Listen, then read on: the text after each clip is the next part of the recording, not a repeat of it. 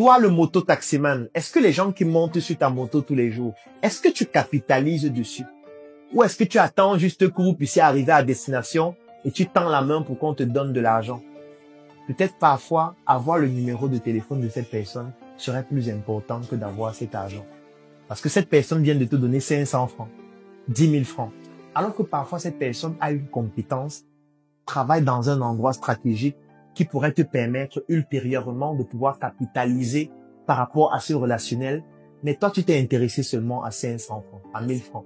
Je suis d'accord, tu dois pouvoir gagner de l'argent parce que tu es sorti te battre et c'est valeureux. Mais tu peux faire les deux. Ça veut dire que tu peux prendre 500 francs en entretenant une bonne relation. Et entretenir une bonne relation dans ce cadre, c'est quoi? C'est bien conduire. C'est d'être propre. C'est d'avoir un casque. C'est d'être présentable. C'est d'avoir un sourire toujours flatteur. Parce que ça va pousser cette personne à comprendre que vous êtes différent. Et quand vous êtes différent, vous intéressez les gens. Les gens s'intéressent à vous. Et ça devient donc beaucoup plus facile de créer ces connexions. Vous vous imaginez si vous êtes un moto-taximan. Vous portez 10, 15, 20 personnes par jour. Et sur ces 20 personnes-là, vous vous comportez tellement bien parce que vous êtes propre. Votre moto est toujours propre. Vous parlez de manière cordiale. Vous êtes poli. Vous roulez très bien. Vous avez un casque. Vous avez cet art de pouvoir discuter de manière fluide avec votre client. Vous pensez qu'il n'aura pas besoin de vouloir vous rencontrer ultérieurement? Si vous lui demandez son numéro ou si vous lui donnez une carte en disant « Si vous avez besoin de mes services, n'hésitez pas à me contacter. Écrivez-moi même sur WhatsApp et je pourrai répondre. » Vous pensez qu'il ne va pas le faire? Si vous vous êtes démarqué, il va le faire. Et en plus des 500 000 francs qu'il vient de vous donner, vous venez d'avoir un numéro de téléphone. Et peut-être ce numéro de téléphone, c'est celui d'un médecin ou quelqu'un qui sera médecin dans 5 ans.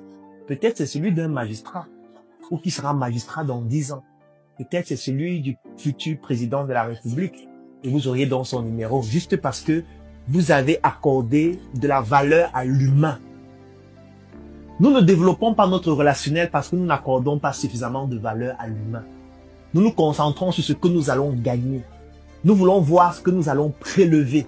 Qu'est-ce que je prélève chez lui? Je veux son argent. Je veux sa voiture. Je veux sa maison. Mais est-ce que vous vous posez la question, je veux créer la relation avec lui pour que ultérieurement je puisse en bénéficier? Toi qui es taximan, tu portes des personnes tous les jours dans ton taxi.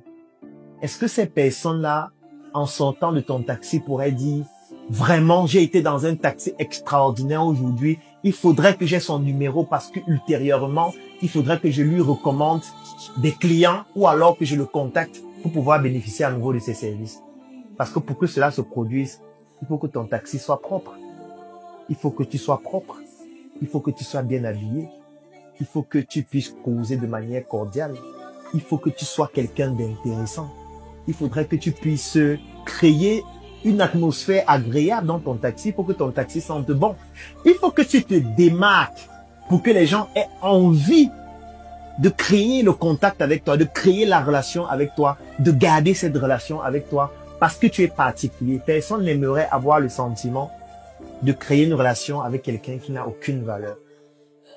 Il est donc fondamental, primordial, important que tu puisses te démarquer parce que tu t'imagines un taximan qui porte 20, 30, 40, 50 personnes par jour, parfois plus.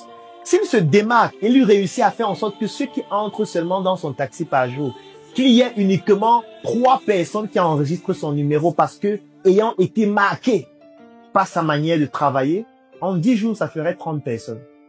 En 20 jours, ça ferait 60 personnes. En un mois, ça ferait près de 100 personnes. En 6 mois, ça ferait plus de 600 personnes. En un an, ça ferait plus de 1000 personnes. Et parmi ces 1000 personnes, qu'est-ce qu'on aura? On aura des médecins. On aura des avocats. On aura des ingénieurs. On aura des entrepreneurs. On aura des Bayam Salam. On aura tellement de profils diversifiés au point où si ce taximan un jour tombe malade, il aura au moins un médecin à contacter. Il aura au moins un officier qu'il avait porté dans son taxi, dont il a le numéro dans son téléphone. Si un jour il a une difficulté n'importe où, il aura le numéro de quelqu'un qui peut au moins l'aider à débloquer cette situation. Parce qu'il s'est intéressé à l'humain et non seulement aux 200 francs qu'il donnait en montant dans le taxi.